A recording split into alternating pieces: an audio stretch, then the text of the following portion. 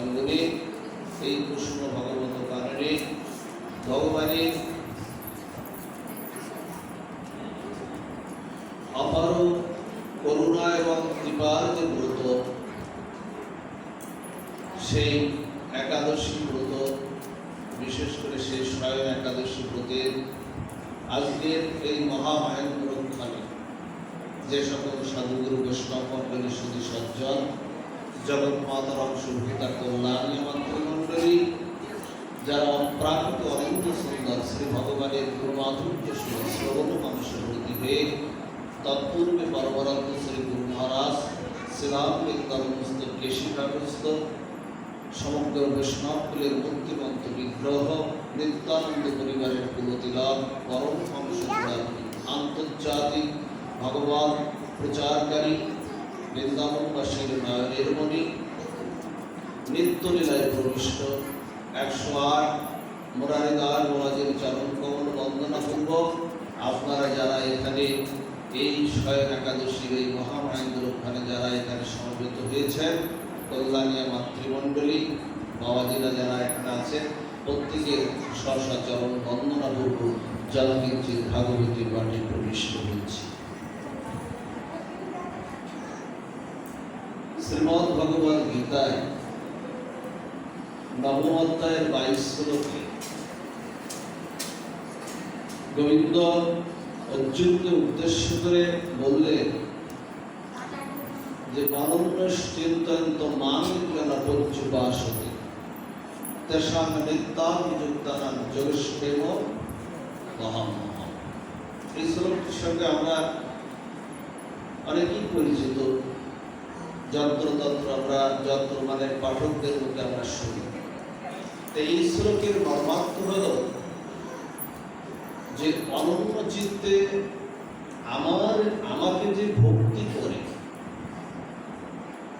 এবার আমার প্রতি যার পূর্ণ শরণাগতি আছে, মানে শরণাগতি একটু কম থাকলে হবে না, পূর্ণ শরণাগতি আছে, সেই ভক্তের যোগ এবং ক্ষেম আমি দুটোই আমি বহন আমি করি।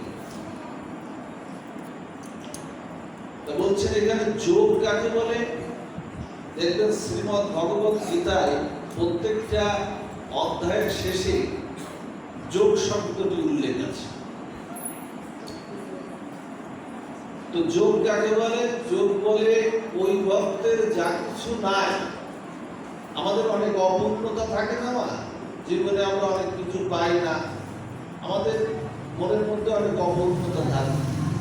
গোবিন্দ এখানে বলছে ওই ভক্তের যা কিছু নাই আমি যেমন সেটা পূর্ণ করি, মানে যোগ করি, এবং ওই ভক্তের যা কিছু আছে আমি সেটাকে রক্ষা করি। একথা তো গোবিন্দ বললেন। আপনার বস্তুকে আপনি রক্ষা করতে পারবেন না, আপনি চাইলেই আপনার বস্তুকে গোবিন্দ স্বয়ং যদি রক্ষা না করে তাহলে আপনি রক্ষা করতে কখনোই পারবেন না। কেউ পারেনি আজ পর্যন্ত, এখনো পারবে না, এবং আগামী ভবিষ্যতেও এটা পারা সম্ভব নয়। এবং গোবিন্দ চরণে শরণাগতিটা করলে কি হয়? গোবিন্দ বললেন গীতায় অর্জুনকে দিয়ে উপদেশ, অর্জুনকে দিয়ে এই উপদেশটা জগৎ সংসারে দিলেন। বললেন কি? বললেন যে কোন্ত প্রতি জানি নবি ভক্ত প্রণশ্যতি। এই কথাটার অর্থ কি? এই কথাটা কিন্তু গোবিন্দ বলছেন না, এই কথাটা গোবিন্দ উচ্চারণ করাচ্ছেন কাকে দিয়ে? গোবিন্দ উচ্চারণ করাচ্ছেন তার প্রিয় ভক্ত অর্জুনকে দিয়ে। বলতেন হে অর্জুন, তুমি এই বাক্যটা জগৎ সংসারে প্রকাশ করো।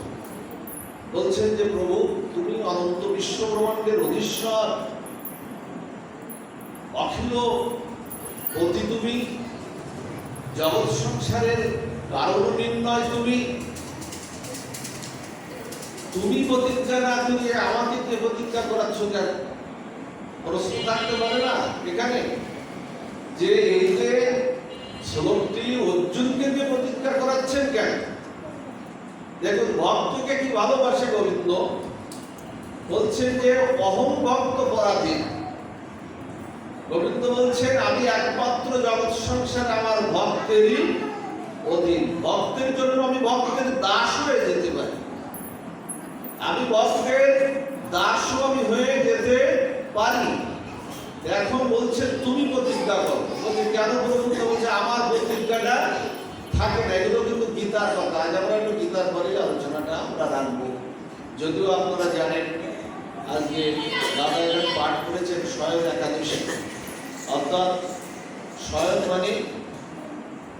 একাদশী মানে শ্রীহরি ভগবান আজকে ক্ষীরোদ সাগরে 4 মাসের জন্য উনি শয়ন করলেন এবং এই সময় উনি তো আজকে বিশ্রামে চলে গেলেন। সন্ধ্যায় বিশ্রামে চলে গিয়েছে, মানে আরো 3 ঘন্টা পার হয়ে গেছে ওনার বিশ্রামে চলে গিয়েছে।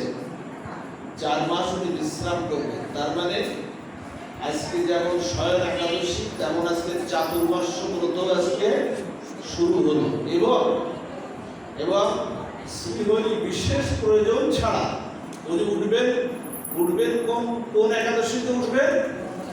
উত্থান একাদশীতে উনি আবার উঠবেন। এবং এই জগৎ সংসারে কৃষ্ণ প্রেম ভক্তির যে দায়িত্বটা, কৃষ্ণ প্রেম মেলাচ্ছে না আমার বহু সুন্দর। দেখুন ভগবান তো কৃষ্ণ প্রেম মেলাচ্ছে। ভক্ত যারা আকুল প্রাণে যে কথা উচ্চারণ করলাম যে অনন্য চিত্তে যারা আমার স্মরণ করে, আমার চরণে পূর্ণ শরণাগতি হয়, তাদের কি কৃষ্ণ ভক্তিটা দিও। কাকে দিলেন এই দায়িত্বটা? এই যে 4 মাস দায়িত্বটা কাকে দিলেন? না কে দায়িত্ব থাকবে? কি কখনো চেয়ার কখনো খালি থাকে? দায়িত্ব কাউকে না দিয়ে যাবে। দায়িত্ব দিলেন কাকে? দায়িত্ব দিলেন স্বয়ং শিব ঠাকুরকে, দেবাদিদেব মহাদেব এবং মাতা পার্বতীকে এই দায়িত্ব, এই মহান দায়িত্ব দিলেন। মহান দায়িত্ব দিয়ে বললেন হে মাতা পার্বতী, হে দেবাদিদেব মহাদেব, তোমাদের পরে এই কৃষ্ণ ভক্তি। তিনি বৈষ্ণবের নামে যথাসম্ভব শিব ঠাকুরের চরণ ভোজে কৃষ্ণ ভক্তি যতটা দ্রুত পাওয়া যায়, কৃষ্ণকে ভোজেও অতটা দ্রুত পাওয়া যাবে না। শিব ঠাকুর এমনই একজন ভগবান। তখন দায়িত্ব দিয়ে বললেন যে হে শিব ঠাকুর, হে দেবাদিদেব মহাদেব, হে মাতা দেবী পার্বতী, তোমাদের পরে এই 4 মাসটা দায়িত্ব থাকলো। আজকে শয়ন একাদশী সন্ধ্যার সময় আমি ক্ষীরোদ সাগরে শায়িত হয়ে যাব। এই 4 মাসের মধ্যে কৃষ্ণ ভক্তির দায়িত্বটা তোমাদের উপরে থাকতো। কোন ভক্ত যদি অনন্য চিত্তে আমার প্রতি শরণাগতি হয় এবং তোমাদের মতো বৈষ্ণব এবং বৈষ্ণবীর কৃপা লাভ করতে পারে, তাদেরকে তুমি কৃষ্ণ ভক্তি দিয়ে তাদেরকে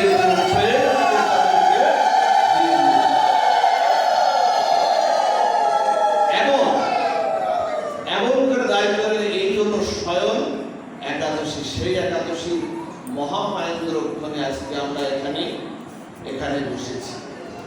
যে কথা বলছিলাম, অর্জুনকে যে প্রতিজ্ঞা করালেন এই কারণে বললেন কি অর্জুন, তোমাকে দিয়ে ভক্তকে দিয়ে প্রতিজ্ঞা করাচ্ছি কেন জানো?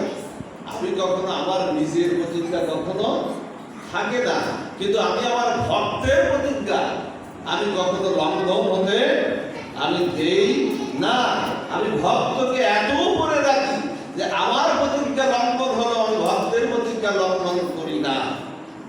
কারণ আমি প্রতিজ্ঞা করেছিলাম দামোদর লীলায় আমি প্রতিজ্ঞা করেছিলাম আমি মা যশোদার কাছে বন্ধন স্বীকার আমি করব না।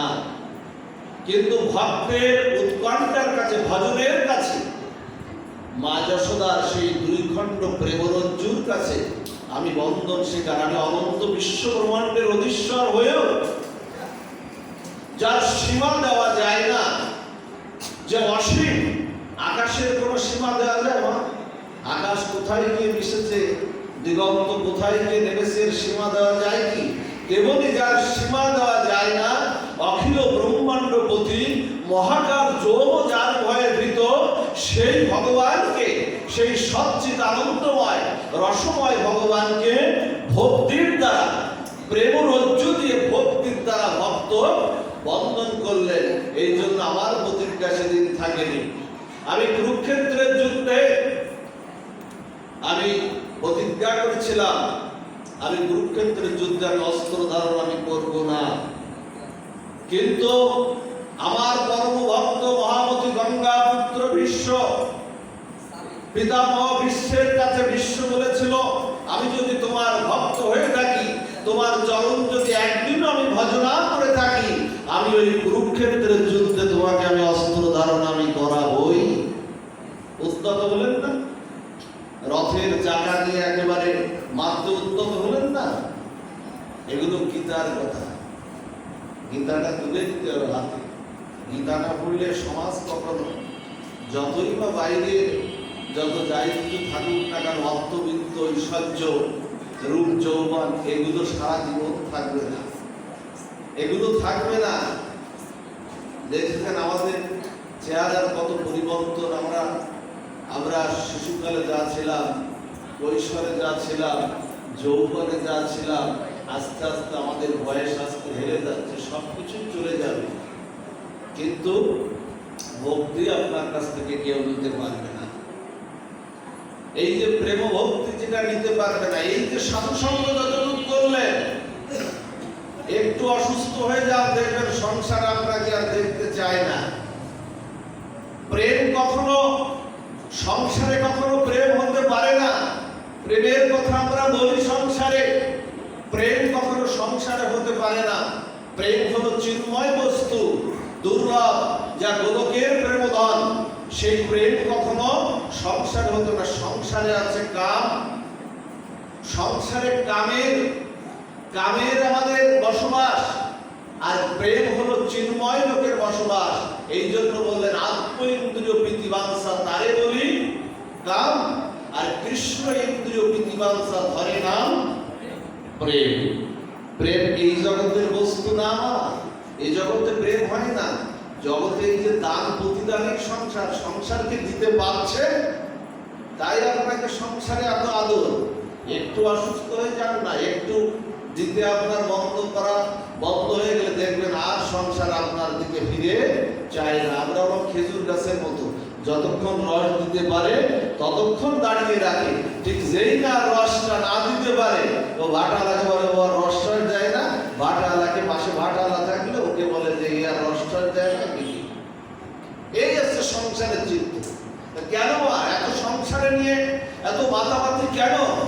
এই তত্ত্বটি দেবদুর্লভ মনুষ্য জন্ম পেয়েছে, ভগবত মুক্তির দ্বার স্বরূপে মনুষ্য জন্ম। গোবিন্দ করুণা করে কৃপা করে আমাদেরকে এই মনুষ্য জন্মটা দিয়েছে। যদি কেউ বলেন যে বাবা মার আনন্দ ঘন মিলনে আমার জন্মটা হয়েছিল, এ কথাটি ঠিক নয়। গোবিন্দ 84 লক্ষ যোনি ভ্রমণ করতে করতে যখন ক্লান্ত শ্রান্ত হয়ে হয়েছিলাম না, বৃক্ষ জন্ম হতে তুলসী হয়েছিলাম, 20 লক্ষ বার বৃক্ষ জন্ম, 11 লক্ষ বার কৃমিকীট, 10 লক্ষ বার অন্নজ প্রাণী, আর বাকি হয়েছিলাম কত হয়েছিলাম 9 লক্ষ বার জলজ প্রাণী হয়েছিলাম। প্রত্যেকটি গোবিন্দের কাছে প্রার্থনা করেছিলাম, হে প্রভু আর যন্ত্রণা সহ্য হয় না, তুমি কৃপা করে তোমার সেবায় যাওয়ার জন্য সেই জন্ম দাও, যে জন্মে তোমার ভজনা করে আমি তোমার সেবায় লাগতে পারি। কি হলো জন্মটা? মনুষ্য জন্ম পেয়ে শুধু কাম কামনা বাসনা বিষয় বাসনা সংসারে স্ত্রী পুত্র আত্মীয় স্বজন নিয়ে আমরা মেতে আছি, প্রত্যেকেই আছে আমরা আত্মীয় স্বজন মেতে। ওই গোবিন্দের কতগুলোর কথা আমাদের শ্রবণ কীর্তনে আমাদের হয় না। কিন্তু আজকে এই যতটুকু আজকে এখানে করেছে না, জীবনে সবকিছু নিয়ে নেবে। এই সাধু সংকটও, এই ভক্তিটু আপনাদের কাছ থেকে কেউ কখনো কেড়ে নিতে কখনোই পারবে না। আজকে সেই মহামায়ান্দকের, আর সেটা যদি হয় একাদশী ব্রত, স্বয়ং একাদশী ব্রত। এই জন্য আমাদেরকে এই সংসার বিষয় বাসনা, গোবিন্দ বললেন এই ভগবত মুক্তির দ্বার স্বরূপ তোমাকে দেবদুর্লভ মনুষ্য জন্ম দিয়েছি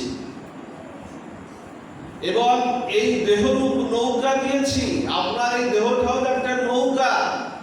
এই দেহরূপ নৌকা গোবিন্দ দিয়েছেন এবং এই দেহরূপ নৌকাকে চালানোর জন্য, সঠিক পথে পরিচালনা করার জন্য একজন সৎ গুরুদেবও তিনি দিয়েছেন। এই দেহরূপ নৌকা পেয়ে, সৎগুরুরূপ কাণ্ডারি পেয়ে যারা ভজন সাধনের পাল তুলে, যারা গৌর গোবিন্দ চরণে আশ্রয় করতে পারল না, প্রকৃত তারা এই জন্মে তারা আত্মহত্যাকারী। গলায় দড়ি দিলে আত্মহত্যা হয় না, বাসের সামনে মাথা দিলে আত্মহত্যা হয় না, ট্রেনের সামনে কাটা পড়লে আত্মহত্যা বলে না। ভাগবত শাস্ত্র এটাকে বলছে আত্মহনন। প্রকৃত তারা আত্মহত্যাকারী তারাই যারা এই দেবদুর্লভ মনুষ্য জন্ম পেয়ে, দেহরূপ নৌকা পেয়ে, গুরুরূপ কাণ্ডারি পেয়ে ভজন সাধনের পাল তুলে যারা গৌর গোবিন্দ চরণে আশ্রয় করতে পারল না, এরাই হলো প্রকৃত আত্মহত্যাকারী, এরাই হলো প্রকৃত আত্মহত্যাকারী। এই জন্য আমাদের একটু ঘর্ষণ দিতে হবে না। আমার দেহের মধ্যে গোবিন্দ আছে, কিন্তু তাকে জাগাতে হবে। পাথরে মা আগুন আছে না? পাথরে আগুন আছে মা? পাথরে আগুন আছে? পাথরে আগুন আছে। কি করতে হবে? পাথরে আগুনটা আছে কি করে বুঝবো? কি করে? দুটি পাথরে একটু ঘর্ষণ দিতে হবে, তাহলে দেখবেন আগুন প্রজ্বলিত হবে। তেমনি দেহের মধ্যে গোবিন্দ আছে, তাকে ঘর্ষণ দিতে হবে। সেই ঘর্ষণটা কি? এই এখন ঘর্ষণ দিচ্ছে। সাধু সঙ্গের ঘর্ষণ, শ্রবণ কীর্তনের ঘর্ষণ, হরিনাম সংকীর্তনের ঘর্ষণ, কীর্তন সংকীর্তনের ঘর্ষণ। এই ঘর্ষণ দ্বারা গোবিন্দ প্রকাশিত হবেই হবে। এই জন্য এখন কিন্তু প্রকৃত আপনাদের যে আত্মার যে খাবার, আত্মার খাবার কি? আমরা যে আমিষ দ্রব্য খাই, খাবার খাই, এটা কি আত্মার খাবার না? এগুলো আত্মা কি এগুলো খায়? আত্মা কি খায়? আত্মার খাবার এখন প্রত্যেকের আপনাদের আত্মা পরিপুষ্ট হচ্ছে। প্রত্যেকের আত্মা এখন পরিপুষ্ট হচ্ছে, সবল হচ্ছে, সতেজ হচ্ছে। প্রত্যেকের আত্মা চিন্ময় লোক থেকে আত্মা পরিপুষ্ট হচ্ছে। এই আত্মার খাবার হলো হরিনাম, এই আত্মার খাবার হলো গীতামৃত কথা, এই আত্মার খাবার হলো একাদশী ব্রত কথা, মাহাত্ম্য শ্রবণ করা। এই আত্মার খাবার হলো হরে কৃষ্ণ নাম শ্রবণ কীর্তনে। এখন কিন্তু আত্মার খাবার হচ্ছে। প্রকৃত আত্মার খাবার মাছ মাংস বা এগুলো নয়, আত্মার খাবার কিন্তু এখন আমাদের হচ্ছে। এই জন্য আমাদের একটু ঘর্ষণ দিতে হবে।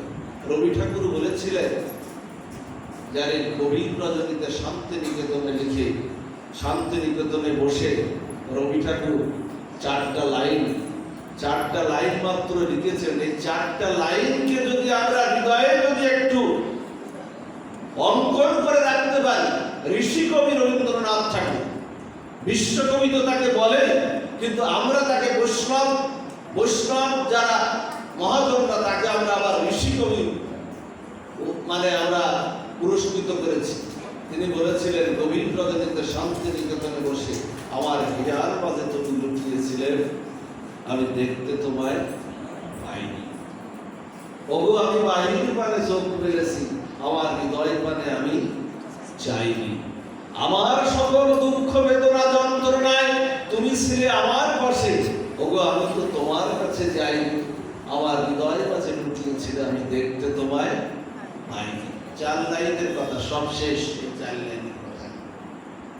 বুধ থেকে মন্দিরে যাওয়া লাগে, বুধতে মন্দিরে যাওয়া লাগে, বৃন্দাবন নবদ্বীপ বাঁধলে যাবেন, না গেলেও হবে যদি হৃদয়ে আপনার গোবিন্দ সদা জাগ্রত আপনি করতে পারেন।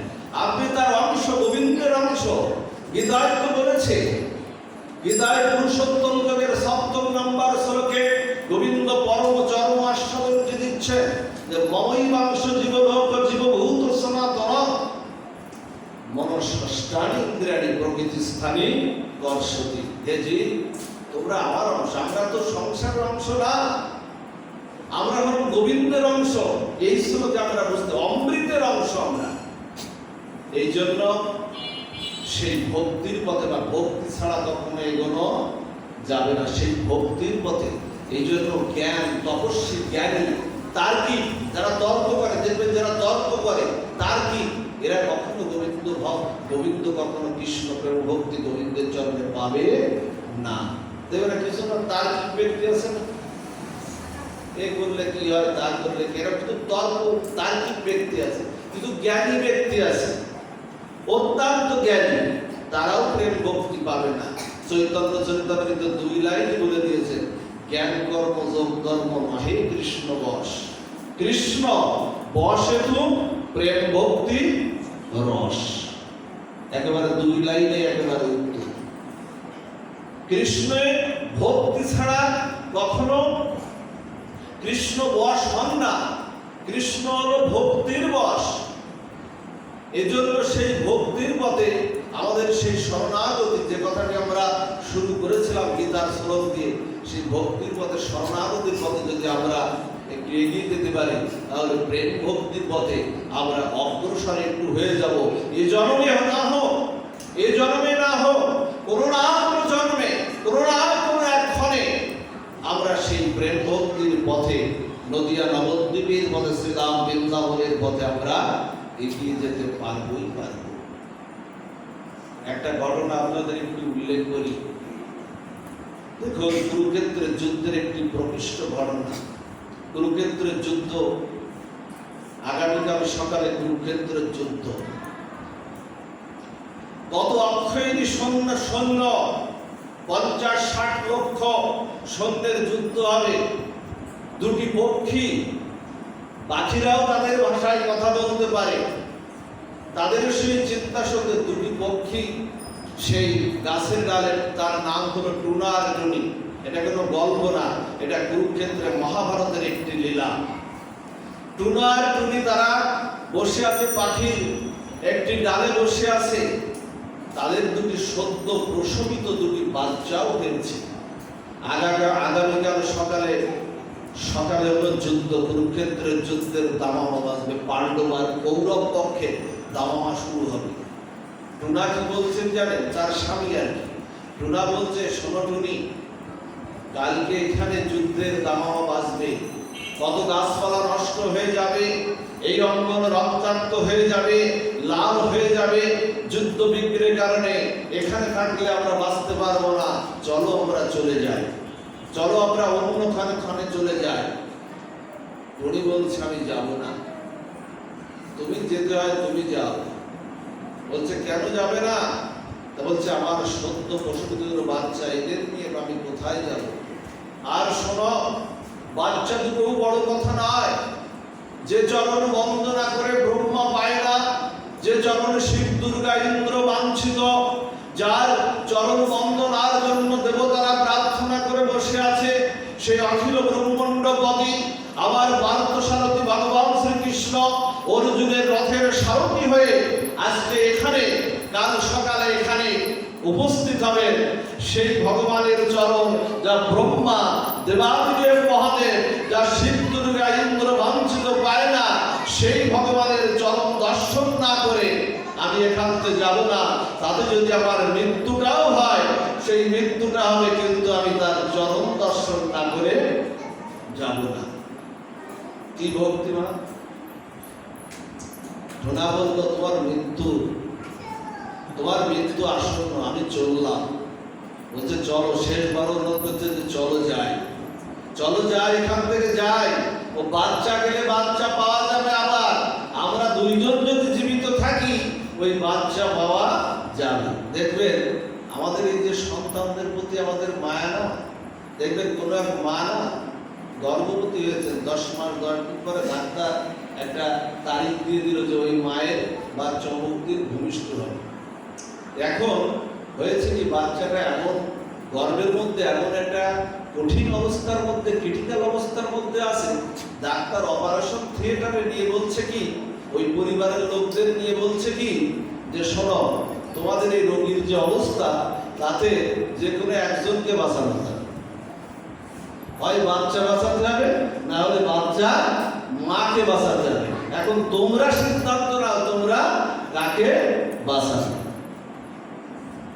যাকে আহ্বান করে আনলেন গর্ভে, এত কষ্ট করলে যাকে ভূমিষ্ঠ করাবে, যে সন্তানকে, হঠাৎ করে পরিবার সিদ্ধান্ত, স্বামী সহ পরিবার সিদ্ধান্ত কি দিয়ে দিল, যে গাছ বাঁচলে ফল পাওয়া যাবে, গাছটাকে বাঁচিয়ে রাখো।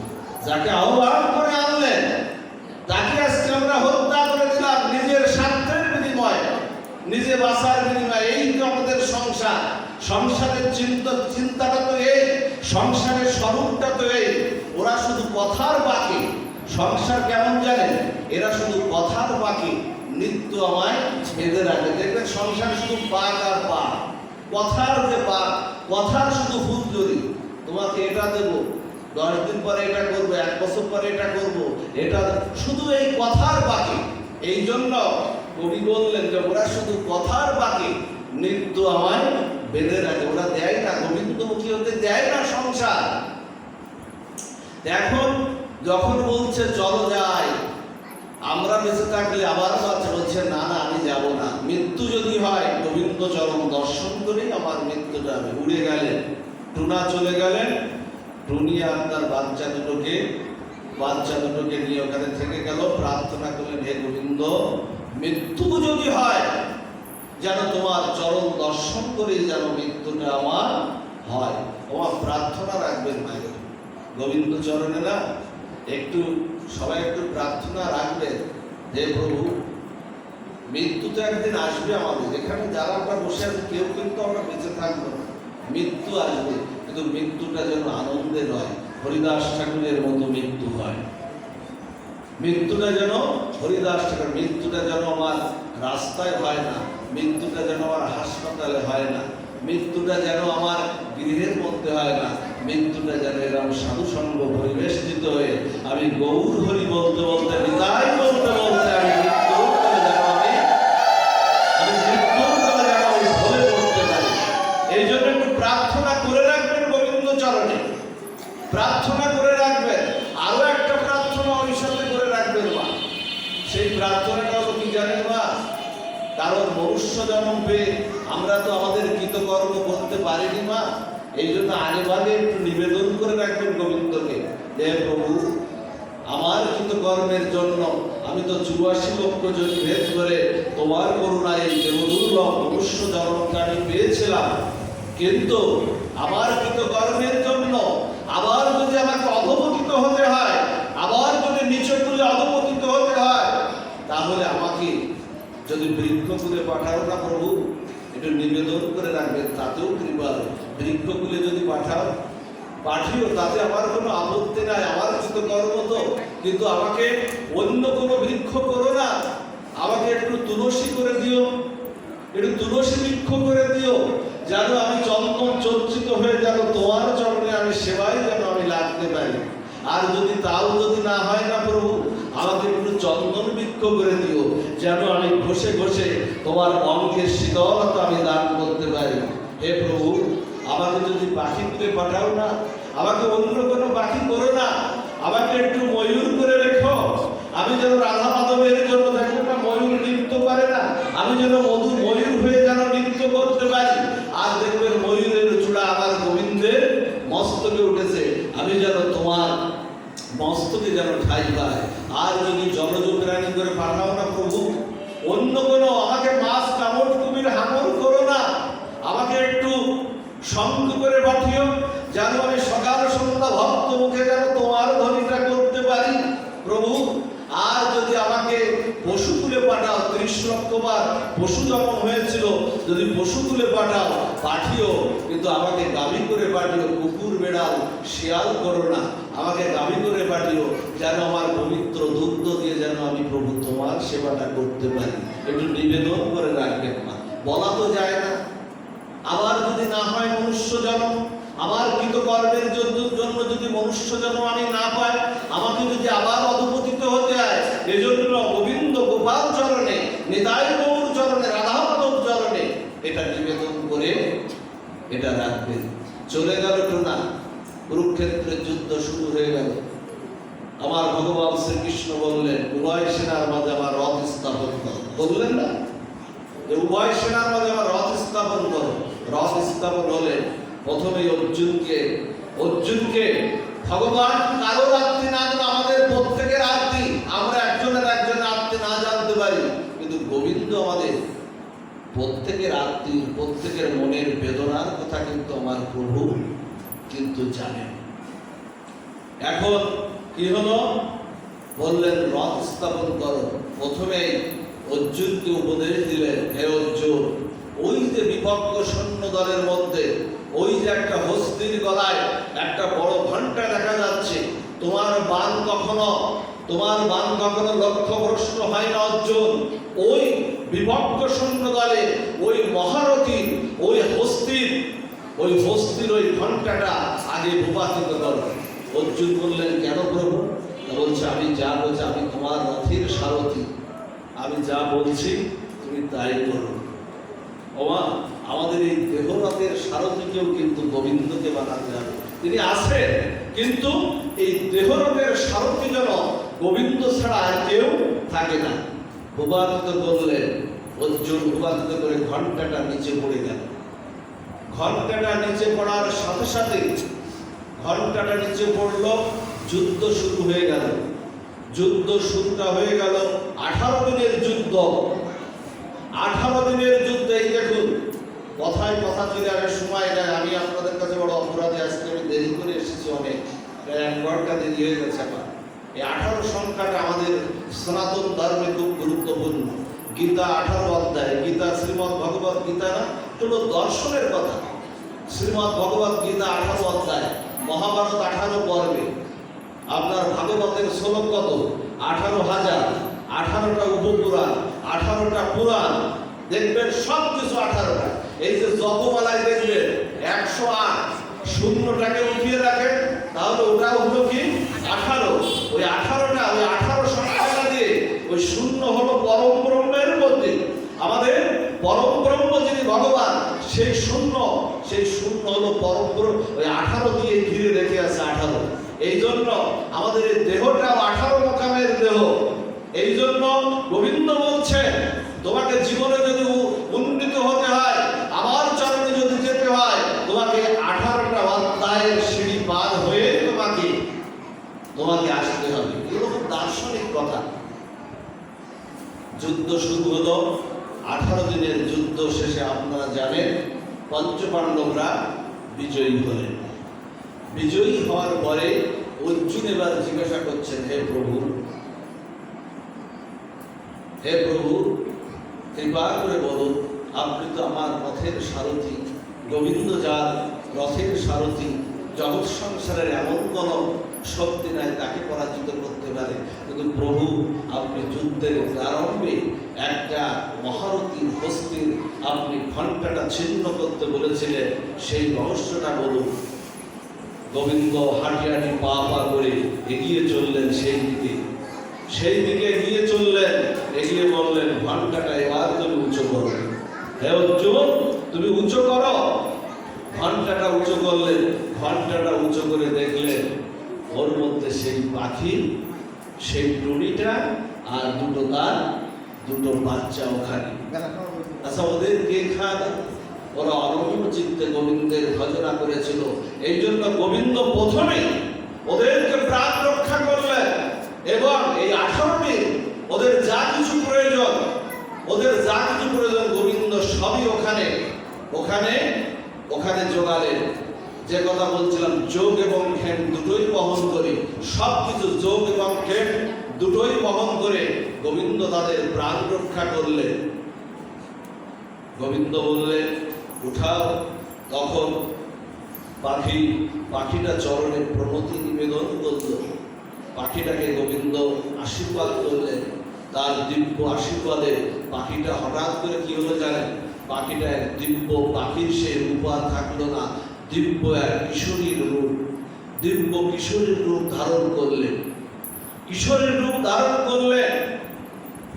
বললেন, প্রণাম করে বললেন, হে প্রভু, আপনি আমাকে আমার এই পক্ষী জন্ম থেকে কৃপা করে আমাকে দিব্য জন্ম দিয়েছে। বলছে, তুমি অনন্য চিন্তে আমার স্মরণ করেছিলে, আমাকে ভক্তি করেছিলে, এই জন্য তোমাকে দিব্য দেহ আমি দান করলাম। আর তোমার পুনর্জন্ম হবে না, তুমি নিত্য সীমায় গিয়ে নৃত্য করো, বৃন্দাবনে গিয়ে আমার যুগল ভজন সেবা করো। কিন্তু এই কিশোরী বললেন, পাখিরূপ সে কিশোরী বললেন, আমার দুটি বাচ্চা ছানা থেকে গেছে, এদের কি হবে, এদের উপায় কি হবে? বলছে শোনো, এদের চিন্তা তোমাকে করতে হবে না। আমার ভক্তকে কখনো আমি, আমার ভক্তের কুলকে কখনো আমি ধ্বংস হতে দেই না। আমার যা ভক্ত প্রহ্লাদকে কি ধ্বংস হতে দিয়েছিল? প্রহ্লাদের 21 কুল পর্যন্ত ভগবান নৃসিংহ ভগবান উদ্ধার করেছিল। কারণ বলেছিল, হে প্রহ্লাদ, আমার ভক্তের কুল। প্রহ্লাদ প্রার্থনা করেছিল, হে প্রভু, যখন নৃসিংহ ভগবান অবতার হলেন, অবতার প্রহ্লাদকে আপনারা জানেন উদ্ধার করলেন। যখন উদ্ধার করার প্রহ্লাদকে বর দিতে যাচ্ছেন ভগবান বর দিতে যাচ্ছেন, প্রহ্লাদ বলছে, না প্রভু, আমি বর নেব। গোবিন্দ যার প্রাপ্তি হয়ে গেছে সে আর কি বর নেবে, কিন্তু বর আর নেবে না। বর যখন নেবে না, তখন ভগবান বৈকুণ্ঠনাথ হয়ে নৃসিংহ ভগবান বড় বিষণ্ণ মনে ফিরে যাচ্ছেন বৈকুণ্ঠের পথে, বড় ব্যথা নিয়ে ফিরে যাচ্ছেন। বলছেন, তুমি বর নেবে না, বর তুমি না দিয়ে চলে যাচ্ছ। বলছে, দাঁড়াও প্রভু, তুমি তোমার ব্যথা লাগুক তা তুমি চাই না, তুমি বর যদি দিতে হয় এই বরই দাও। আমার পিতার জ্যাঠা যে তোমার চরণে অন্যায় করেছে, মানে হিরণ্যকশিপু আর হিরণ্যাক্ষ তোমার চরণে যে অন্যায় করেছে, এই অন্যায়ের ক্ষমা করে তুমি তাদেরকে উদ্ধার করে দাও। হঠাৎ করে নৃসিংহ ভগবান কি বলছেন জানেন? নৃসিংহ ভগবান বলছে, এই বরটা তো আমার হাতে নাই প্রহ্লাদ। বলছে, কেন প্রভু, তুমি আমাকে অনন্ত বিশ্ব ব্রহ্মাণ্ডের ঐশ্বর্য দিতে চেয়েছ, তুমি সব কিছু দিতে চেয়েছ, এই বর নাই, এই সামান্য একটা বর চেয়েছি। বলছে, এই বর আমার কাছে নাই, এই বরটা আমার কাছে নাই। হে প্রহ্লাদ, তুমি অসুর কুলে জন্মগ্রহণ করেছো পরম কৃষ্ণ ভক্ত হয়ে। যেদিন তুমি কয়াদুর গর্ভে নারদ মুনির কণ্ঠে যখন তুমি ভাগবত শ্রবণ করে কৃষ্ণ ভক্ত হয়ে কয়াদুর গর্ভ থেকে ভূমিষ্ঠ হয়েছ, ভক্ত হয়ে অসুর কুলে তুমি ভূমিষ্ঠ হয়েছ, সেদিন থেকে তোমার 21 কুলকে উদ্ধার করার ব্যবস্থা আমি নিজেই করে রেখেছি। এই জন্য ভগবান তার ভক্ত কুলকে কখনো ধ্বংস হতে দেন না। সেই কিশোরীকে বললেন, তুমি চলে যাও, তুমি দিব্যধামে চলে যাও। এদের কর্মফল শেষ হলে এদেরকে উদ্ধার করে নিয়ে আমি আমার চরণে ঠাই আমি দেব। এই হলো গোবিন্দের ভজনা করার এই হলো মা অনুভূতি। সেটা যদি আমাদের থাকে, সেই শরণাগতিটা যদি থাকে, গোবিন্দ উদ্ধার করবেন। আপনারা জানেন, মহাপ্রভু দুইজন ভক্ত ছিলেন। নবদ্বীপে দুইজন গঙ্গাদাস ছিলেন। একজন হলেন গঙ্গাদাস পণ্ডিত, আর একজন হলেন গঙ্গাদাস বিপ্র। গঙ্গাদাস পণ্ডিত ছিলেন মহাপ্রভুর শিক্ষাগুরু ছিলেন গঙ্গাদাস পণ্ডিত, আর এই বিপ্র ছিলেন প্রতিদিন সুরধনী গঙ্গা থেকে স্নান করতেন এবং সূর্য প্রণাম করতেন। ওমা, প্রতিদিন একটু প্রণাম করবেন। কত ঋণ আমাদের রয়েছে। এই বসুমাতার পরে আপনি বসে বসে এই যে ভাগবত কথা শ্রবণ করছেন, একটু সকালে উঠে অন্তত গোবিন্দকে প্রণাম করে একটু ধরিত্রীকেও, এই পৃথিবী মাতাকে একটু প্রণাম করবেন। এগুলো ঋণ আমাদের। প্রতিদিন সূর্য দেবতাকে একটু প্রণাম করবেন। ওম জবা কুসুম সংকাশ্যম কাশ্যপ্যা মহাবুদ্ধির ধবন্তারিক সর্বপাবগ্নম প্রণতস্মি দিবাকর। যদি আপনি এই পুরো শ্লোকটা নাও বলতে পারেন, অন্তত স্নান করে একটা প্রণাম দেবেন, ওম সূর্যায় নমঃ। এটুকু তো আমরা বলতে পারবো সবাই। এই জন্য সূর্য প্রণাম করতেন। আর প্রতিদিন প্রভাতে সেই সূর্য প্রভাতে সেই গঙ্গায় স্নান করতেন, সুরধনী গঙ্গায়, আর গৌরহরির সেবা করতেন, ভগবানের সেবা করতেন। হঠাৎ করে কি হয়েছে জানেন? তখন মহাপ্রভুর আবির্ভাব হয়নি। আমার চৈতন্য মহাপ্রভু নদিয়া নবদ্বীপের আকাশে চৈতন্য মহাপ্রভু উদিত হননি। তখন কি হয়েছে? একদিন তখন কাজীর শাসন ছিল। এই কাজীর শাসনে বললো কি তোমাদের কাল থেকে, এই গঙ্গাদাস বিপ্রকে বললেন কাল থেকে তোমাকে ধর্মচ্যুত করা হবে, তোমাকে ধর্মচ্যুত করে তোমাকে আমাদের ধর্মে নেওয়া হবে। তখন স্বামী স্ত্রী দুইজন মিলে কি বললেন জানেন? দুইজন মিলে বললেন যে জীবন যায় যা, তবু আমি ধর্মচ্যুত হব না। গীতায় বলেছেন স্বধর্মে নিদারাং শ্রেষ্ঠ শ্রেয় পরম ধর্ম ভয়াবহ। এই জন্য স্বধর্মে তুমি যদি নিদান হয়ে যাও সেটাও তোমার পরম কল্যাণ, কিন্তু পরধর্ম গ্রহণ তুমি করো না। এই জন্য যখন গঙ্গায় স্নান করে দুইজন যাচ্ছে পরের দিন প্রভাতে, স্বামী স্ত্রী মিলে ওগো আমাদের উপায় নাই, কাল সকালে কাজীর লোক আসবে, উপায় নাই, আমরা আত্মহত্যা করে প্রাণ বিসর্জন দেব। চৈতন্য মহাপ্রভুর তখন আবির্ভাব হয়নি। যখন প্রভাতে যখন গিয়েছেন, সুরধনী গঙ্গায় যখন গিয়েছেন, গঙ্গায় গিয়ে যখন আত্মহত্যার প্রস্তুতি দিচ্ছে যে প্রভু তুমি ক্ষমা করো, ভক্তি সহকার প্রণাম করছেন, হঠাৎ করে একজন মাঝি এসেছেন। একজন মাঝি নৌকা নিয়ে এসে বলছেন, হে গঙ্গাধর বিপ্র, হে গঙ্গাধর বিপ্র, তুমি প্রতিদিন সূর্য প্রণাম করো, গঙ্গায় স্নান করো, আজ তুমি কোনো কিছুই করছো না, এমন পরিণতি তোমার কেন, কি হয়েছে? বলছেন ওই মাঝি ভাই আমরা আত্মহত্যা করছি। বলছে আত্মহত্যা মহাপাপ। বলছে আত্মহত্যার মতো মহাপাপ আর নাই, তুমি এমন করছো কেন, বলো কি হয়েছে? বলছে কাল আমাদের ধর্মচ্যুত করা। বলছে এসো, ওপার থেকে এবারে পার করে দিল তো আর ভয় নাই, তোমাদের পার করে দিচ্ছি। পার করার পরে না, পার করার পরে যখন পয়সা চাচ্ছে, ওপারে পার করে নিয়ে মাঝি পয়সা চাচ্ছে। মাঝি পয়সা চাইলে তখন ওরা গঙ্গাধর বিপ্র তার স্ত্রী বলতে, যারা আত্মহত্যা করতে আসে তারা কি পয়সা নিয়ে আত্মহত্যা করতে আসে না? আত্মহত্যা যারা করতে যায় তারা কি পয়সা করে নিয়ে আত্মহত্যা করতে যায়? বলছে ওই মাঝি তোমার মতো বোকা তো আর কেউ নাই। আরে বাবা, তারা আত্মহত্যা করতে যায় তারা কি পকেটে পয়সা করে নিয়ে আত্মহত্যা করতে আসে? তা বলছে পয়সা তো চাই, তোমাদের বার করলাম। তা বলছে তাহলে আমাদের যে কোনো এক সময় আমাকে এই কড়িটা ফেরত দিও। জানেন ওপারে চলে গেলেন, ধর্মচ্যুত আর হলো না। চৈতন্য মহাপ্রভু নদিয়া নবদ্বীপের আকাশে লীলা করতে আসলেন। লীলা করতে আসলে আজকে গঙ্গাধর বিপ্র আজকে বৃদ্ধ হয়েছেন। মহাপ্রভু শ্রীবাসাঙ্গিনায় বিষ্ণু ঘট্টায় বসে, মহাপ্রভু শ্রীবাসাঙ্গিনায় বিষ্ণু ঘট্টায় বসে মহাপ্রকাশী সবাইকে কৃপা করছেন, সবাইকে কলির ভক্তদের কৃপা করছেন। কাউকে গোপীনাথ মূর্তি, কাউকে শ্যাম সুন্দর মূর্তি, এই ত্রিভঙ্গ মূর্তি, এই মূর্তিতে কৃপা করছেন। হঠাৎ করে সেদিন দুটি সন্তানকে হাতে করে নিয়ে সেই বৃদ্ধ বয়সে গঙ্গাধর বিপ্র এসেছেন সেই শ্রীবাসাঙ্গিনার বিষ্ণু ঘট্টায় মহাপ্রভুর চরণে। মহাপ্রভুর চরণে আসলে সবাইকে মহাপ্রভু কৃপা করছেন। অদিত্য চৈতন্য মহাপ্রভু দেখছেন সেই গঙ্গাদাস বিপ্র আসছে, বলছে প্রভু আমাকে একটু কৃপা করো, তুমি সবাইকে কৃপা করছো। বলছে গঙ্গাদাস আমার সেই কড়ি তো ফেরত দাওনি গঙ্গাদাস, তোমার কাছে একটা কড়ি পাবো না গঙ্গাদাস? হঠাৎ করে চৈতন্য মহাপ্রভুর এমন কথায় হঠাৎ করে গঙ্গাদাস হতচকিত হয়ে গেছে। কে চায়?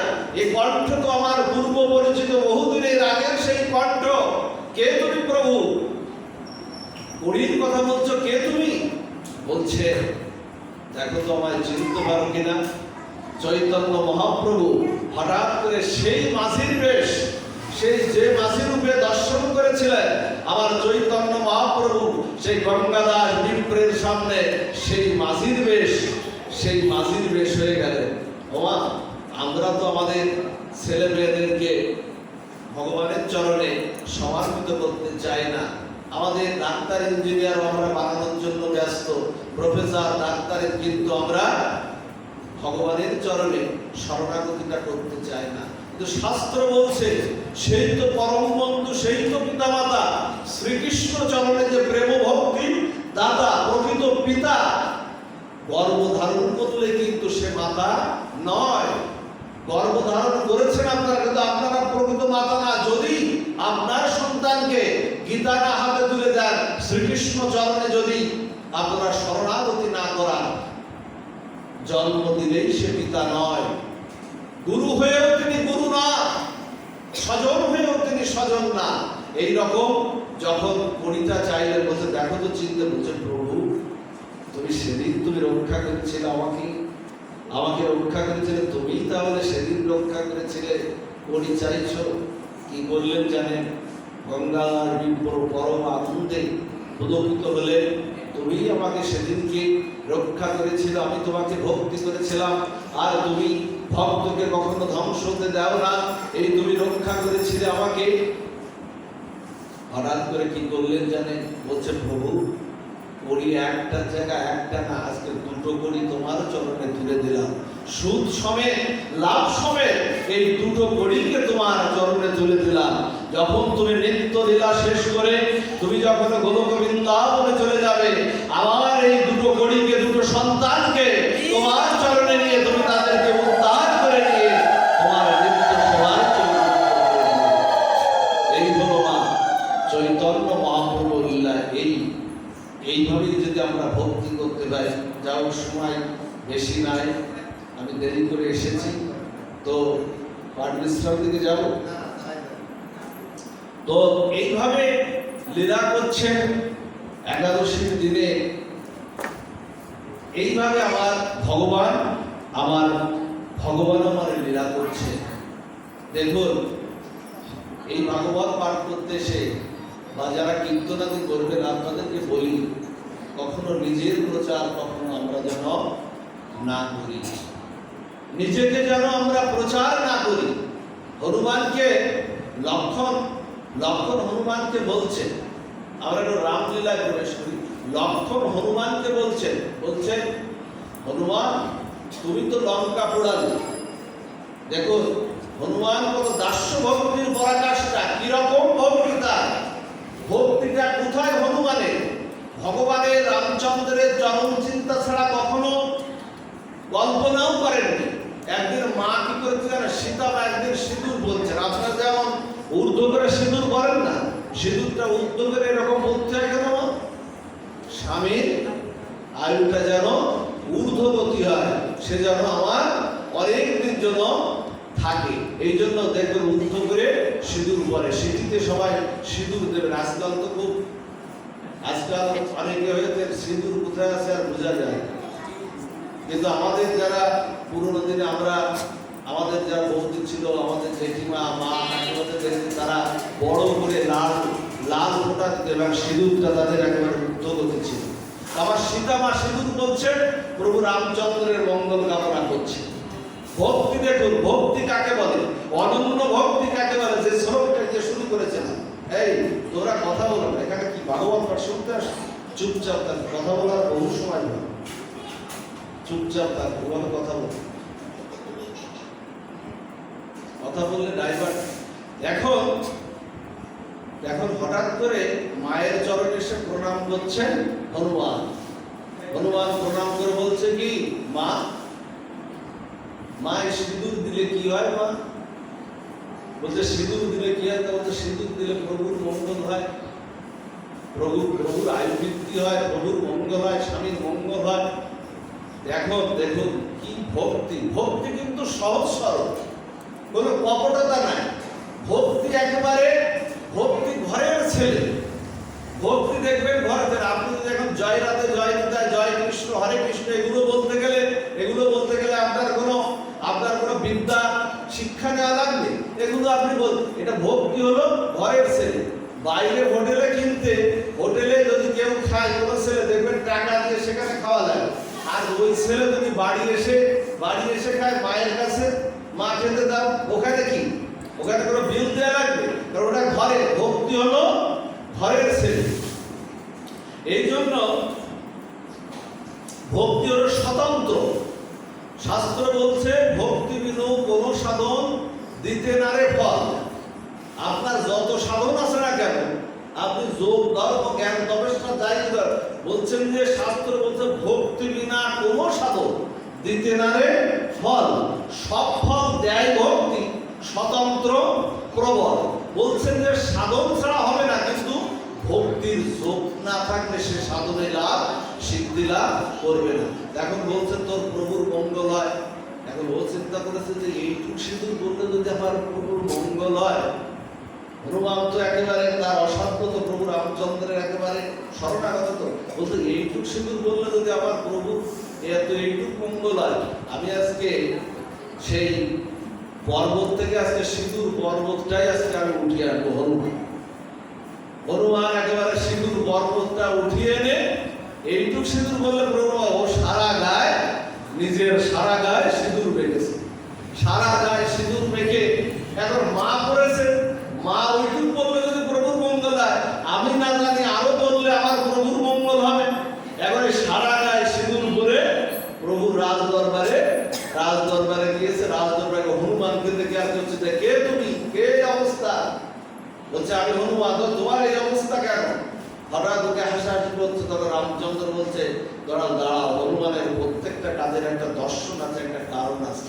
তখন এই ভুলে বললো যে মা একটু সিঁদুর করেছিল, আমি চেষ্টা করলাম যে আমি যদি আরো সিঁদুর করতে পারি, না জানি আমার প্রভু কত আয়ু হবে, প্রভুর কত মঙ্গল হবে। ভক্তি ঠিক এইরকম সহজ সরল একেবারে। লক্ষণ বলছে হনুমান তুমি তো আগুন লাগিয়েছিল লঙ্কায়, আমরা জানি লঙ্কায় আগুন লাগে হনুমান না। বলছে না প্রভু, আমি আগুন লাগাইনি।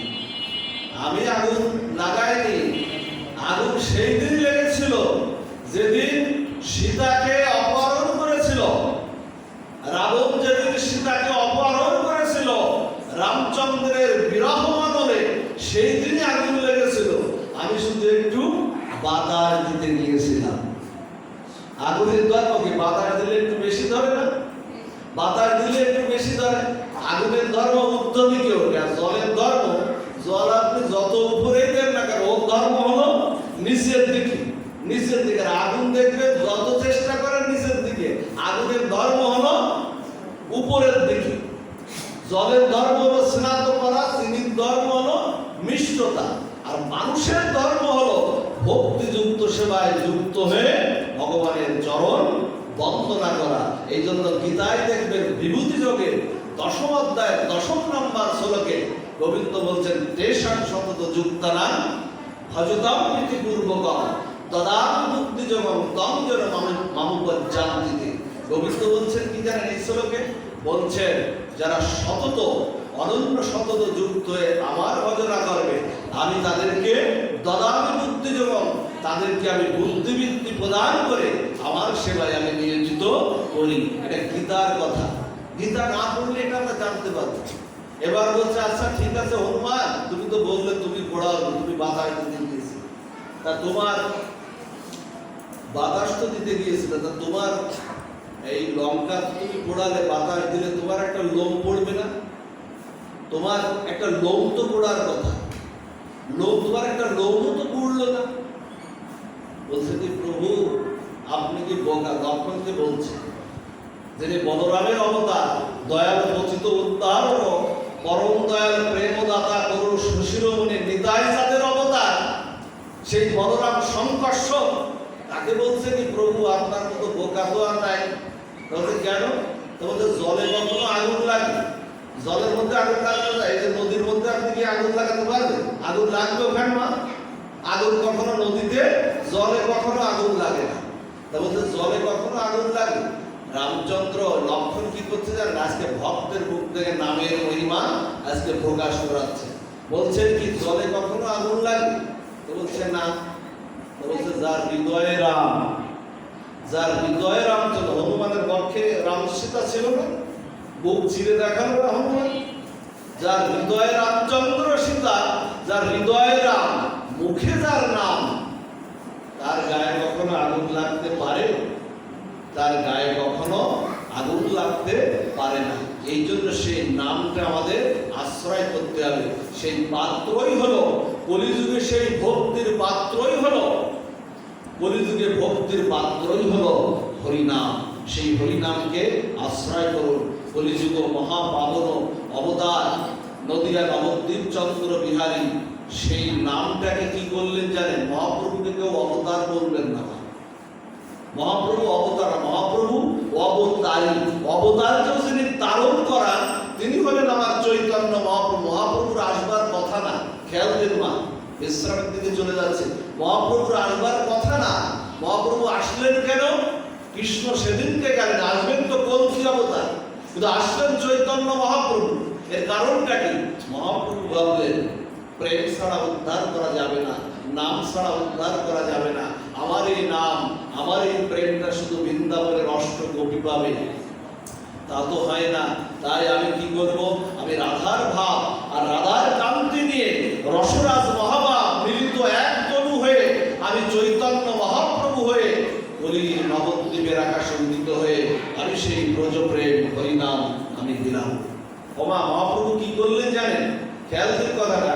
মহাপ্রভু আমাদের এক সময় ভজনাঙ্গ সেবা ছিল কয়টা? 64টা। তারপরে কয়টা হলো? নববিধা ভক্তি। 64টিকে সংক্ষিপ্ত করা হলো প্রহ্লাদ মহারাজের নববিধা ভক্তি। শ্রবণম কীর্তন, বিষ্ণু শরণম, পাদসেবম, দাস্য সখ্য, আত্মনিবেদন। এই হলো নববিধা ভক্তি। এরপরে আরো ছোট করে আসলো রূপ গোস্বামী পাদের পঞ্চাঙ্গ সেবা, সাধু সঙ্গ, হরিনাম সংকীর্তন, ভাগবত আস্বাদন, শ্রদ্ধায় বিগ্রহ সেবা, মথুরায় অর্থাৎ ব্রজে বাস। মহাপ্রভু বললেন কি?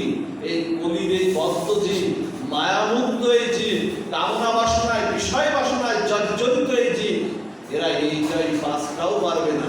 এদেরকে যদি এটা সংক্ষিপ্ত করে দেওয়া যায়, দেখবেন একটা মোবাইলের একটা অ্যান্ড্রয়েড সেটের মধ্যে আপনারা এখন দেখবেন ওর মধ্যে কতগুলো ফাংশন আছে। আপনি যে ফাংশনে অ্যান্ড্রয়েড সেটগুলো দেখবেন পৃথিবীর যে কোনো ফাংশনে আপনি ঢুকে পড়তে পারেন। তেমনি আমার চৈতন্য মহাপ্রভু কি করলেন? ওই 64টি ভজনাঙ্গ সেবা, নববিধা ভক্তি আর পঞ্চাঙ্গ সেবার রসটা বিগলিত করে বললেন হরের নাম, হরের নাম, হরের নামই তো কেবলম, পরৌ নাস্তব্য নাস্তব্য নাস্তব্য গতিরন্যতা। বলছেন যে সত্যতে তার আর দাপরের ধ্যান করা লাগবে না। এই কলিযুগে এরকম সাধুসঙ্গ পরিবেষ্টিত হয়ে যদি হা গৌর হা নিতাই বলে কেউ দুবাহু উচ্চারণ করে, তাহলে সেই ফল আমি এই নামে আমি দান করি। ওমা, এই নামের মধ্যে যা ব্রহ্মা বাঞ্ছিত সেই ব্রজপ্রেম, সেই রাধাদাস্য, যা ব্রহ্মা বাঞ্ছিত যা পাওয়া যায় না, যদি গৌর সুন্দর মহাপ্রভু না আসতেন আমরা জানতে পারতাম না। যদি গৌর না হইত কেমনে আমরা জানিতাম সেই রাধা প্রেম, সেই ব্রজ প্রেম? গৌর যদি আমাদের না আসতো। নাম এত ভালো লাগে কেন? এই নামটা নিলেই কি হবে জানেন? নামটা নিলেই আপনার রাধা প্রেম, ব্রজ প্রেম। কেমন জানেন? নাম আসতো আমাদের জন্য। 4টা যুগের 4টা নাম আছে না? এই 4টা যুগের 4টা নাম আছে, কিন্তু নাম এত মধুময় হতো না যদি গৌর ভগবান না আসতো। আপনারা যে শীতকালে যে পিঠাটা করেন না, দেখবেন পাটিসাপটা পিঠাটা দেখবেন ওই ইয়েটা ভেজে ওর মধ্যে নারকেলের একটা সন্দেশ দিয়ে দেন, তারপরে ওটাকে আলতো করে ভাজ করে কত সুন্দর করে মায়েরা রাখে না? নারকেলের ওই সন্দেশটা না দিলে পিঠাটা কি ভালো লাগবে? পিঠাটা কখনোই ভালো লাগবে না। সেজন্য নাম আমাদের মধ্যে আসতো, কিন্তু নাম এত মধুময় হতো না যদি গৌর না আসতো। এই জন্য গৌরের এটা বড় অবদান, এটা আমার মহাপ্রভুর অবদান। এই জন্য বা সেই হরিনাম করুন। সবশেষে বলি, মহাপ্রভু একটি জঙ্গলের মধ্যে দিয়ে চলেছেন, কিভাবে করুণা করেছেন পথে ঘাটে সবাইকে, যারে দেখো তারে কও কৃষ্ণ উপদেশ। এই কলিযুগে অন্ততপক্ষে 2টি জিনিস আপনারা আশ্রয় করুন। অন্য বিগ্রহ সেবা যদি একটু কমতে থাকে থাক। বিগ্রহ সেবার অনেক অপরাধ আছে, সেবা অপরাধ আছে, নাম অপরাধ আছে, ধাম অপরাধ আছে। এই জন্য বিগ্রহ সেবা একটু কমতে থাকে থাক। ওই সেবার অধিকারী আমরা না, ওই সেবার অধিকারী হলেন রাধা রানী, ওই সেবার অধিকারী হলেন শচী রানী, ওই সেবার অধিকারী হলেন মা যশোমতী রানী। এই জন্য ওদিকে কম থাকে তা, কিন্তু 2টি জিনিস আপনারা একটু আশ্রয় করুন। সেটা হলো, এক হলো একাদশী ব্রত, আর একটা হলো হরিনাম সংকীর্তন। এই 2টি জিনিস যদি আশ্রয় করেন, চৈতন্য মহাপ্রভু আমাদেরকে উদ্ধার করে নেবেই নেবে। এই নামের কি মহিমা দেখুন। নামের শাস্ত্র বলছেন যে কীর্তে জল ধ্যায়তে বিশ্ব ত্রেতায় জগতে মকই দাপরে পরিচর্যায়াম করৌ তথরি কীর্তনা। দেখুন কি কৃপা, কলিযুগে অনেক দোষ, অনেক ত্রুটি, অনেক সমালোচনা। চারিদিকে দেখবেন পাঁচজন এক জায়গায় বসে নেই, সেখানে কিন্তু ভালো কথা হয় না, সেখানে দেখবেন সমালোচনা। কিন্তু আবার এই কলিযুগকেই প্রণাম করছেন ঋষিরা। কি বলছেন? প্রণাম কলিযুগ সর্বযুগ সার, হরিনাম সংকীর্তন যাহাতে প্রচার। এই কলিযুগে নাম যেভাবে কৃপা করতে আসলো, সেই নামের সেই কৃপায় আমরা উদ্ধার হব। সত্য যুগে 12 বছর ধ্যান তপস্যা করলে, 12 বছর ধ্যান তপস্যা করলে যে ফল লাভ হয়, দাপরে ত্রেতায় 1 বছর কালব্যাপী অশ্বমের যজ্ঞ, ওই গোমের যজ্ঞ করলে যে ফল লাভ হয়, আর দাপরে 1 মাস কালব্যাপী শ্রীহরির অর্চনা করলে যে ফল লাভ হয়, এই কলিযুগে এরকম সাধুসঙ্গ পরিবেষ্টিত হয়ে অনন্য চিত্ত ভক্তি সহকারে যদি হাত দেয় হাত গৌর বলে যদি প্রসারিত করতে পারি, তাহলে সেই কৃপা, সেই করুণা একটু লাভ হয়ে যায়। এই জন্য সবাই মা এখানে আপনারা ভক্ত, এখানে আমি দাদাদের শ্রদ্ধা জানাই। তারা প্রতি 15 দিন অন্তর অন্তর একজন বক্তা এনে এইরকম অনুষ্ঠানের আয়োজন করেন। আমি আসলে আপনাদের তাদের কিছু দেওয়ার নাই, তাদের কাছে আমার কিছু দেওয়ার নাই, এরকম আয়োজন করেন, তাদেরকে প্রণাম দেওয়ার তো কিছু নাই। আমার মস্তকটাই তাদের চরণে আমি একটু নত করে দিলাম, কারণ নত না হলে কখনো উন্নত হওয়া যায় না। এই নত করেই দিলাম। তারা এই আয়োজনটা করেছেন, এটা ভালো একটা দিক, ভালো একটা দিক। এই কলিযুগের নাম আশ্রয় করুন। জপবেলায় প্রতিদিন আপনারা হরিনাম সংকীর্তন করুন, 4 মালা 6 মালা। আপনার এই নামই একদিন হরিদাস ঠাকুরের মতো নামের কাছে একদিন নিয়ে যাবেই যাবে। যেদিন অন্তকাল আসবে, সেদিন গোবিন্দের প্রতিষ্ঠা যারা নাম আশ্রয় করে, যারা একাদশী করে, যারা এরকম সাধুসঙ্গ করে, অন্তকালে আমি গোবিন্দ যেখানে থাকি না কেন, আমি সেই ভক্তকে উদ্ধার করে নিয়ে আমার চরণে আমি ঠাঁই দিই। সবশেষে বলুন, দেখুন চৈতন্য মহাপ্রভু কি বিচার করছেন। চৈতন্য মহাপ্রভু পাপীদেরকেও বিচার করেছেন। জগায় বাঁধার মতো, জগায় বাঁধার মতো মহাপাপীকে আমার চৈতন্য মহাপ্রভু গোল দিয়েছে। যার নিতাই চাঁদকে আঘাত করলেন, আমার সেই জগায় বাঁধায় নিতাই চাঁদকে আঘাত করলেন, নিতাই চাঁদের মস্তক থেকে, কপাল থেকে রক্তের সমিত ধারা প্রবাহিত হচ্ছে। চৈতন্য মহাপ্রভু চক্র ডাকলেন, বললেন আমার নিতাইয়ের গায়ে হাত তুলে তো তোদের আর নিস্তার নাই। নিতাই চাঁদ চরণে পড়লেন, বললেন হে প্রভু, তুমি এই যুগে তুমি অস্ত্র ধারণ করবে না, তুমি বলেছো, কারণ রাম আদি অবতারে নানা ক্রোধে অস্ত্র ধারে অসুরের করিল সংহার, এবে অস্ত্র না ধরিবা, প্রাণে কারো না মারিবা। হ্যাঁ, সবাইকে তুমি উদ্ধার করবে, প্রেম দেবে সবাইকে। বললেন, চরণে পড়লেন, বলছে জগাই আমাকে রক্ষা করেছে, মাথায় আমাকে আঘাত করেছে, কিন্তু জগাই আমাকে উদ্ধার করেছে। আর চৈতন্য মহাপ্রভুর চরণে পড়ে নিতাই চাঁদ বললেন, মা ওমা নিতাই বড় করুণার অবতার। নিতাই বললেন, হে প্রভু, আমার যদি কোনো জন্মের কোনো সুকৃতি থাকে, আমি যদি তোমার কাছে যদি কোনো জন্মের কোনো সুকৃতি করে থাকি, আমার সেই সুকৃতিটা তুমি নিতাই, তুমি জগাই মাথাইতে দাও। আমি জগৎ সংসারে ঘোষণা করতে চাই, আমি নিতাই চাঁদ আমার সুকৃতি দিয়ে, আমার শোণিত রক্ত ধারা দিয়ে, তবু আমি জগৎ সংসারে ঘোষণা দিতে চাই, আমার যদি শোণিত রক্ত ধারাও যদি গঙ্গার মতো প্রবাহিত হয়ে যায়, তবুও নাম প্রেমে তুমি সবাইকে উদ্ধার করবে, এই ঘোষণাটা দিতে চাই। জগায় বাঁধার মতো মহাপাপী যদি উদ্ধার হয়ে যায়, অত পাপ তো আমরা এখানে যারা আছি আমরা করি নাই, আমরা কেন উদ্ধার হব না? আমাদের কেন প্রেম আসবে না? প্রেম আসবে। মহাপ্রভু চলেছেন একটি জঙ্গলের মধ্য দিয়ে, দুবাহু প্রসারিত করে অহিতুকি কৌতুকি মহাপ্রভু তার সেই শ্রীবদনে মধুর হরিনাম করতে করতে জঙ্গলের মধ্যে দুবাহু প্রসারিত করেছেন আমার চৈতন্য মহাপ্রভু। যেতে যেতে না হঠাৎ করে দূর থেকে দেখছেন একজন ডাকাত দেখছেন মহাপ্রভু দিব্য অঙ্গ জ্যোতিতে সমস্ত জঙ্গল আলোয় উদ্ভাসিত হয়ে গেছে। ডাকাত দেখছে কি জানেন? ডাকাত দেখছে আজ কোন রাজাধিরাজ এই পথে যাবে, আজকে রাজাধিরাজের কাছ থেকে এমন কিছু নেব যা নিলে আমার জীবনে আর কোনো কিছু আর পাওনা থাকবে না। প্রকৃতই তাই, মহাপ্রভু আসছেন, মহাপ্রভুর মতো রাজাধিরাজার জগৎ সংসারে কেউ নাই, যাকে দেখলেই ও যা পাবে ওর উদ্ধার হয়ে যাবে। মহাপ্রভু আসছেন, হরিনাম করতে করতে মহাপ্রভুর নয়নে প্রেমাশ্রু, নয়নের সেই প্রেমাশ্রুগুলো বিগলিত হয়ে দূর থেকে দেখা যাচ্ছে সেই প্রেমাশ্রুগুলো মুক্তোর মালা হয়ে আমার চৈতন্য মহাপ্রভুর শ্রীঅঙ্গে যেন মুক্তোর মালা হয়ে, হীরার মালা হয়ে প্রজ্বলিত হয়ে আছে। আর ও দূর থেকে দেখছে যে রাজার শ্রীঅঙ্গে মুক্তোর মালা, হীরার মালা বিভূষিত হয়ে আসছে।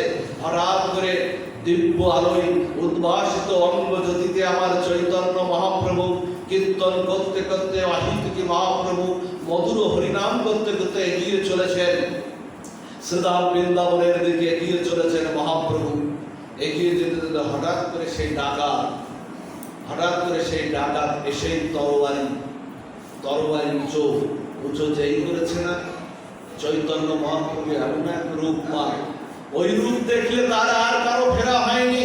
ওই রূপ একবার দেখেছে রাধা ভাবে বিবাহিত, ওই রূপ যে একবার দেখেছে তার যত বড় পাপী হোক তার কৃষ্ণ প্রেম এসে গেছে।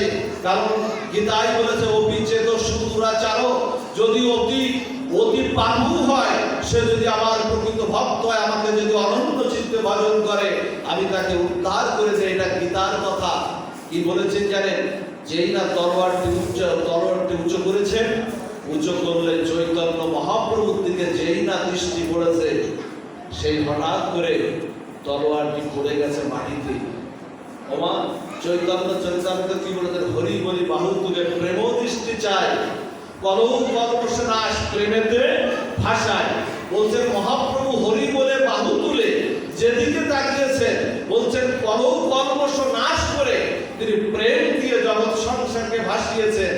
আর ওর দিকে যেই না তাকিয়েছেন, ওর হঠাৎ করে মহাপ্রভুর দিকে তাকানো মাত্রই ওর রাধা প্রেম, ভোজ প্রেম হৃদয়ে এসেছে। হৃদয়ে আসার সাথে সাথে তলোয়ার মাটিতে পড়ে গেছে।